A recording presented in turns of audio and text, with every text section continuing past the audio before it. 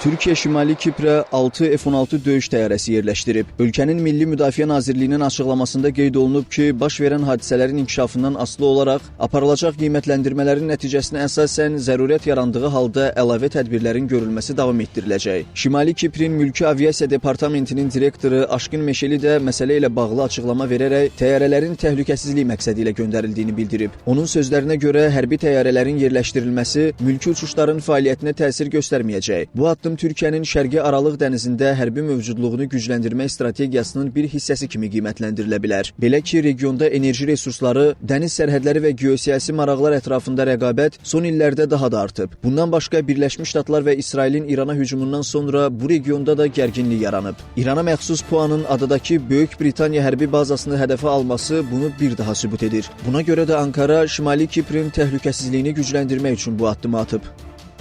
Amerika Birleşik Devletleri ve İsrail koalisyonunun İran'a savaş ilan etmesiyle birlikte yaşanan çatışmalar sürecinde Kıbrıs tarafına da füzeler düşmesi gündem olmuştur. Bu konuda Kuzey Kıbrıs Türk Cumhuriyeti'nin güvenliğinin temini ve olası bir hava saldırısı, İHA, SİHA ve diğer balistik füze gibi olası saldırılar ve gelişen şartlar nedeniyle ve garantör ülke sıfatıyla Türkiye, Kuzey Kıbrıs Türk Cumhuriyeti'ne F-16'lar konuşlandırma kararı almıştır.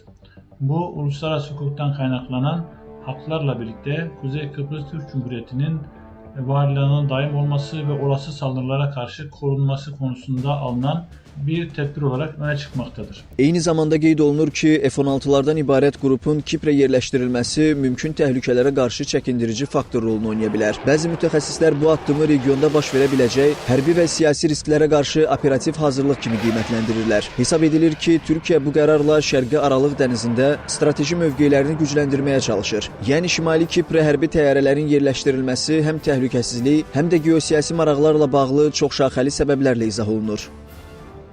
Orta Doğu'da İran'da başlayan savaş sonrası Kıbrıs'ta bazı askeri hareketlilik, özellikle İngiliz üstlerindeki hareketlilik, Türkiye'yi Kıbrıs'ın, yavru vatanın güvenliği için adımlar atmasının önünü açtı. Buraya konuşlanan F-16 filosu Doğu Akdeniz'de Kıbrıs Havzası'nda başta Kıbrıs Türklerinin güvenliği olmak üzere Türkiye'nin de jeopolitik güvenliği açısından çok önemli.